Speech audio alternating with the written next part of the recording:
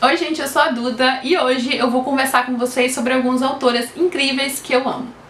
Já falei sobre essas autoras aqui no canal, claro, né? Eu nunca deixaria de falar sobre autoras que eu adoro. E eu separei 3 para enfatizar as dicas para vocês de como essas mulheres são maravilhosas, como os seus livros são incríveis. E antes mesmo de começar as dicas, eu quero deixar aqui um local de honra, claro, a Agatha Christie, que tem um papel tão importante na minha vida como leitora. Eu cresci lendo Agatha Christie, ganhei tatuagem, né? Minha tatuagem é o bigode do Poirot, né? Pra quem não sabe, é esse meus testes do Poirot, que é um personagem da Agatha. E a Agatha é tão incrível e espetacular que ela só é vendida menos que a Bíblia e Shakespeare. No mundo inteiro, os únicos livros que vendem mais que a Agatha Christie é justamente a Bíblia e os livros do Shakespeare. Ela já vendeu mais de 4 bilhões de exemplares no mundo todo, já foi traduzida para mais de uma centena de línguas e essa mulher simplesmente arrasa. Ela conseguiu escrever mais de 80 histórias super engenhosas, super bem arquitetadas, que nos deixam hipnotizados em suas tramas de mistério, e ainda foi uma mulher super aventureira. Ela costumava viajar bastante, ela testava coisas diferentes, ela surfava, o seu segundo marido era arqueólogo, ela sempre o acompanhava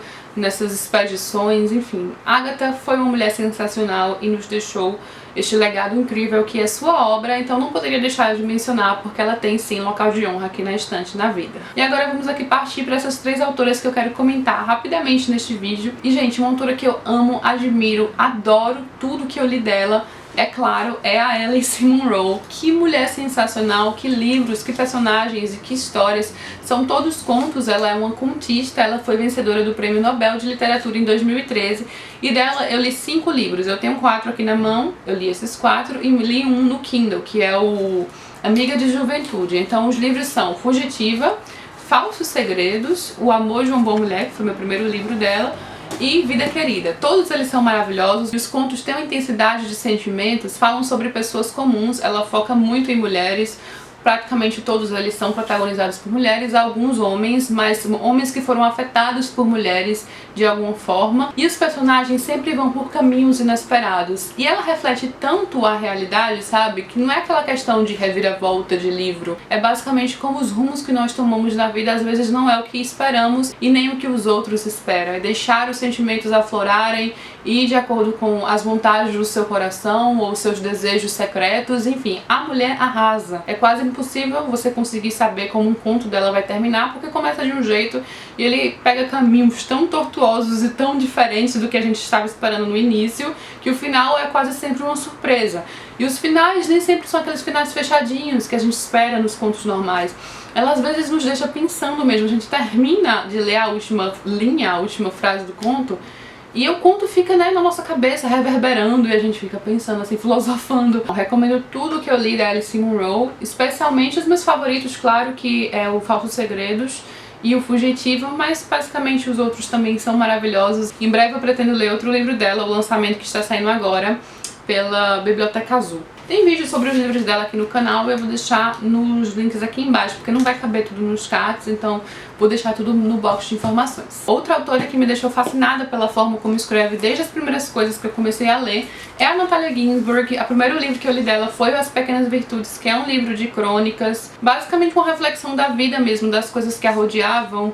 E ela vai pensando sobre diferentes épocas, sobre pessoas, sobre países, sobre cultura, sobre comportamento, enfim. Ela passou por uma guerra mundial, com uma família de judeus, e tem esse tom às vezes bem melancólico e sofrido, e a Natalia Ginzburg tem muito a dizer. Os livros dela são um diálogo com a autora, especialmente esse aqui, que é sensacional. Eu fiquei fascinada quando eu comecei a ler As Pequenas Virtudes, e o outro que eu li dela foi até mais recente, comentei com vocês, o Léxico Familiar, que é uma autobiografia de sua família. Uma coisa sensacional, gente.